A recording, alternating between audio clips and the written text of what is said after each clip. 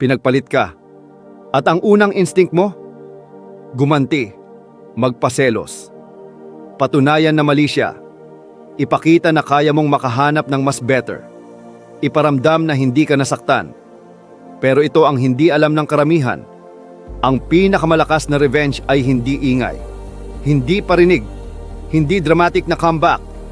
Dahil ang taong maingay, madalas may pinapatunayan. Ang taong kalmado, may control. At sa stoic mindset, ang tunay na power ay nasa pagpipigil sa kakayahang hindi mag-react kahit may dahilan kang magwala. Ang pinakamalakas na revenge ay transformation na tahimik. Yung tipong habang iniisip pa niya kung naapektuhan ka ba, ikaw matagal ka nang nag-e-evolve. Yung pag nakita ka niya ulit, hindi lang pisikal ang nagbago, pati aura mo, standards mo, reactions mo. Hindi ka na naghahabol, hindi ka na naghihintay, hindi ka na madaling matrigger. At doon niya marirealize, hindi ikaw ang nawalan, siya. Ito ang stoic glow up. Hindi para sa validation niya, hindi para sa ego mo, kundi para sa sarili mong dignidad na hindi na kailanman bababa dahil lang may pumili ng iba. Una, control the narrative in your mind. At habang inuulit mo ang kwentong iyon, unti-unti mong ibinababa ang sarili mong halaga nang hindi mo namamalayan. Pero ayon sa Stoic philosophy, hindi ang event ang sumisira sa iyo, kundi ang interpretasyon mo tungkol dito. Ang pagpalit niya ay desisyon niya, produkto ng karakter niya, timing niya, at kakayahan niyang mag-commit. Ang meaning nito sa buhay mo? Decision mo. Maaari mo itong gawing patunay na hindi ka sapat o maaari mo itong gawing turning point ng pagtaas ng standards mo. Sa sandaling piliin mong hindi ito gawing sukatan ng value mo, humihinto ang pagguho ng confidence mo. At sa sandaling kontrolado mo na ang narrative sa loob ng isip mo, hindi ka na biktima ng nangyari. Ikaw na ang may hawak ng direksyon kung saan ka pupunta pagkatapos nito. Doon nagsisimula ang tunay na glow up. Hindi sa katawan, hindi sa social media, kundi sa paraan ng pag-iisip mo tungkol sa sarili mo. Ikalawa, cut off emotional supply. Kung gusto mong mag-level up, tanggalin mo ang access niya sa emosyon mo. Hindi pwedeng kalahati. Hindi pwedeng okay lang, curious lang naman ako. Huwag mag-stalk. Huwag magtanong sa common friends. Huwag mong gawing habit ang pag-check. Kung masaya ba sila, kung saan sila nagpunta, kung ano ang caption nila. Bawat pagtingin mo, parang pinapaalala mo sa sarili mo na may kapalit ka na. At bawat paalala, mas lumalalim ang sugat. Ang stoic discipline ay hindi pagtakbo sa sakit. Ito ay pagpigil sa sarili na pakainin ang insecurity. Hindi mo kailangang patunayan na wala kang pakialam. Kailangan mo lang protektahan ang peace mo. Hindi ka makakabangon kung araw-araw mong binubuksan ang sugat at tinitingnan kung naghihilom na ba. Ang pag-cut ng emotional supply ay hindi pagiging bitter. Ito ay pag-amin na kung gusto mong gumaling, kailangan mong ihinto ang paglalagay ng asin sa sarili mong sugat. At sa katahimikan na yon, doon unti-unting bumabalik ang kontrol mo sa sarili mong emosyon. Ikatlo, embrace the pain as training. Masakit? Oo. At huwag mong maliitin ang sakit na iyon. Hindi ito simpleng lungkot. Ito ay tama sa ego, sa pride, sa tiwala mo sa sarili mo. Pero ang Stoics, hindi tinatakasan ang discomfort. Hinaharap nila ito ng diretso. Para sa kanila, ang hirap ay hindi sumpa. Ito ay pagsasanay. Ang rejection ay hindi insulto sa halaga mo. Isa itong filter. Tinatanggal nito ang taong hindi kayang magstay kapag tapos na ang excitement at nagsisimula na ang responsibilidad. Sa halip na maubos ang energy mo, kakatanong ng, bakit niya ako pinalitan? Subukan mong baguhin ang tanong. Anong klaseng tao ang gusto kong maging pagkatapos nito? Mas magiging reactive ka ba? O mas magiging composed? Mas bababa ba ang standards mo? O mas tataas? Ang sakit na nararamdaman mo ngayon ay parang resistance sa gym. Mabigat, uncomfortable. Minsan gusto mong sumuko. Pero kung tatakbuhan mo ito, mananatili kang mahina. Kung haharapin mo ito, unti-unti kang titibay. At balang araw, mapapansin mong hindi ka na ganoon kadaling masira dahil ginamit mo ang sakit hindi bilang dahilan para bumagsak, kundi bilang training para umangat. Ika-4, build a body that commands respect.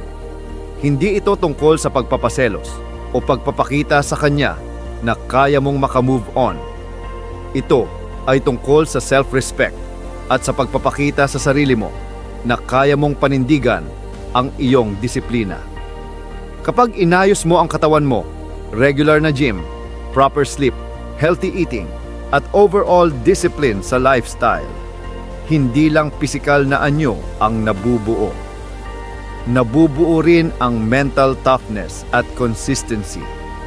Dalawang trait na sobrang rare sa panahon ngayon.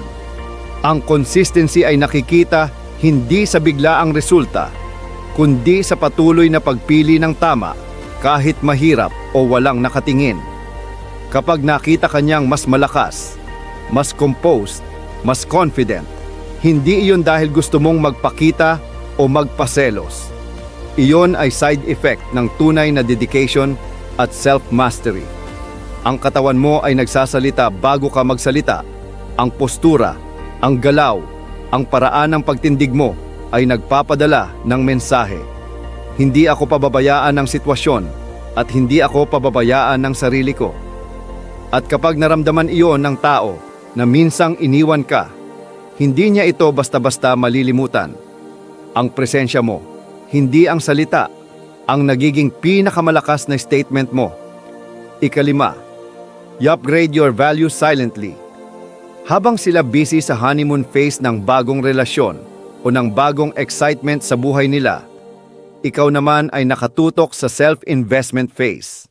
Hindi ito tungkol sa pagpapakita o pagyayabang sa social media. Ito ay tahimik at disiplinadong trabaho sa sarili. Mag-aral ka ng bagong skills, mag-ipon ng pera, mag-develop ng habits na magpapataas ng kalidad ng buhay mo.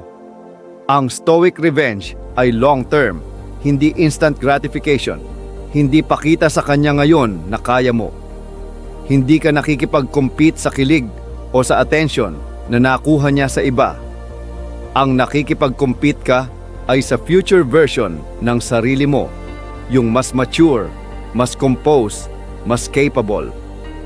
Kapag tumaas ang market value mo, emotionally, financially, mentally, hindi ka na basta-basta mapapalitan.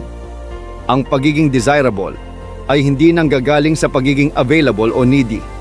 Nanggagaling ito sa consistency, growth, at self-mastery na hindi nakadepende sa approval ng iba. At sa sandaling naramdaman ito ng ex mo, kahit tahimik ka lang, makikita niya ang layo mo sa dating version ng sarili mo. At yon ang pinakamalakas na revenge na pwede mong ipakita. Ika-6, practice strategic silence. Walang parinig, walang patama, walang I'm better now post sa social media. Walang mensahe na may halong pagmamakaawa o paghingi ng atensyon. Sa stoic revenge, ang silence ay isang napakalakas na psychological tool. Kapag hindi nila alam ang nararamdaman mo, hindi sila makakakuha ng closure na hinahanap nila. At sa kakulangan ng impormasyon, ang isip nila ay nagsisimulang mag-isip. Magkakaroon ng curiosity, mag-iimbestiga, at minsan magdudulot ito ng pagdududa sa mga desisyon nila noon. Ang taong tahimik at composed na hindi agad nagre-react sa galit, rejection, o heartbreak ay mas mahirap kalimutan kaysa sa taong masyadong expressive at desperado. Ang strategic silence ay hindi coldness o manipulation. Ito ay pagpapakita ng inner strength. Ipinapakita nito na hindi ka dependent sa kanilang reaksyon o opinyon at ang presensya mo ay nagiging mas malakas kahit hindi nila ito nakikita. Sa katahimikan, ang iyong dignity ay nagsasalita ng mas malakas kaysa anumang post, text o parinig na pwede mong gawin. Ikapito, raise your standards. Ang glow up ay hindi lang simpleng improvement sa pisikal na anyo o sa lifestyle. Ang tunay na glow up ay elevation of standards. Ang pagpapataas ng expectation mo sa sarili at sa mga taong pinapapasok mo sa buhay mo. Hindi ka na babalik sa parehong klase ng tao na nagpalit sa iyo. Hindi ka papayag sa half effort, sa taong hindi consistent, o sa love na convenient lang para sa kanila pero mahirap para sa iyo. Ang stoic ay hindi nagmamakaawa para sa attention o approval ng iba. Alam niya ang value niya at hindi na siya magbubuhat ng sarili para patunayan sa ibang tao. Pinipili niya ang kalidad kaysa quantity. Pinipili niya ang mga relasyon at karanasan na magpapalakas sa kanya, hindi yung nagpapahina. Kapag itinataas mo ang standards mo, ang bawat desisyon mo, mula sa trabaho, friendships, hanggang sa love life, ay nagiging reflection ng self-respect at maturity mo. Ang resulta, hindi ka na madaling maapektuhan ng rejection o betrayal. At sa oras na makita ka ulit ng ex mo o ng mga taong minsang hindi pinahalagahan ka, mapapansin nila hindi lang ang physical na pagbabago mo, kundi ang presensya at aura mo bilang isang taong may mataas na standards. Hindi basta-basta naaapektuhan at hindi pwedeng palitan. Ikawalo, detach from revenge. Ito ang twist na madalas hindi naiintindihan ng karamihan. Kung ang goal mo ay magsisi siya, talo ka pa rin bago pa man magsimula. Dahil habang naghihintay ka ng apology o ng reaksyon niya, hawak pa rin niya ang emosyon mo at ikaw pa rin ang nasa loob ng kwento niya. Ang tunay na stoic glow up ay hindi tungkol sa kanya, hindi tungkol sa pagpapakita ng galit, at hindi tungkol sa paghihintay ng comeback. Ito ay tungkol sa pagpapalakas ng sarili, ng tahimik at tuloy-tuloy, kahit walang nakakaalam. Ang transformation mo ay hindi isang performance para sa ibang tao. Ito ay evolution na personal at matagal ang epekto. Kapag nag-detach ka sa revenge, hindi mo na kailangan ng validation mula sa kanya. Hindi ka na nag-aabang ng mensahe, hindi ka na nag-iisip ng bakit o paano kung, at hindi ka na nagtatali ng peace mo sa desisyon niya. Ang bawat araw na ginugol mo sa pagpapalago ng sarili mo, sa pagpapalakas ng katawan at isip, sa pag-build ng habits at karakter, ay nagsisilbing silent statement. Ikaw ay lumalakas hindi dahil sa kanya, kundi dahil sa sarili mo. At sa oras na makita kanya ulit, hindi niya mararamdaman ang panghihina o galit. Makikita niya ang tahimik, maayos, at hindi mapapalit ang presensya ng isang taong tunay na nag-evolve. Ikasyam, understand human psychology. Ang novelty ay laging exciting sa simula. Bago ka nila masundan, bago mo maramdaman ang tunay na daily reality ng isang tao. Pero ang novelty fades, palaging lumilipas ang initial thrill. Ang discipline at consistency sa kabilang banda ay lumalalim at nagiging ingrained sa paraan ng buhay mo. Kapag dumating ang challenges sa bagong relasyon niya o sa bagong choices niya, doon niya marerealize ang stability at reliability na dati ay meron sa'yo, kung meron man. At kung noong panahon na naghiwalay kayo ay hindi pa siya mature, hindi rin iyon biglang lilitaw ngayon. Ang mga tao ay kadalasang paulit-ulit sa patterns nila. Ang karakter ay hindi nagbabago overnight. Kaya ang stoic revenge glow up ay nakakaapekto hindi sa pansamantalang emosyon, kundi sa long-term perception niya. Kapag nakita niya ang consistency mo, ang calmness mo, at ang mastery mo sa sarili mo, doon niya marirealize ang value ng tao na kanyang iniwan at ang impact ng desisyon niya ay unti-unting nagiging malinaw. Ang psychology ng tao ay predictable. Curiosity, reflection at minsan regret. Lahat ito natural na nangyayari kapag may presensya kang hindi madaling palampasin o kalimutan. Ika-10, become unrecognizable. Ang pagiging unrecognizable ay hindi lang sa physical na anyo. Hindi lang sa mas maayos na katawan, mas magandang style o mas mature na itsura. Ito ay internal transformation din. Hindi ka na reactive sa mga bagay na dati ay nagpapagalit o nagpapasakit sa'yo. Hindi ka na madaling matrigger ng mga alaala o kahit na sa pag-uusap tungkol sa nakaraan. Hindi ka na naghahanap ng validation mula sa kanya o sa sino man. Kapag nagkita kayo ulit at nakita niyang hindi ka na nag-aabang ng explanation, hindi mo na kailangan ipaliwanag ang sarili mo o ipakita ang emosyon mo. Hindi ka na nag-aabang ng message o reaction. Ang presensya mo lang, ang aura mo, ang consistency sa pagiging composed at self-sufficient mo, ang magpapakita ng tunay na level up. At iyon ang pinakamalakas na mensahe.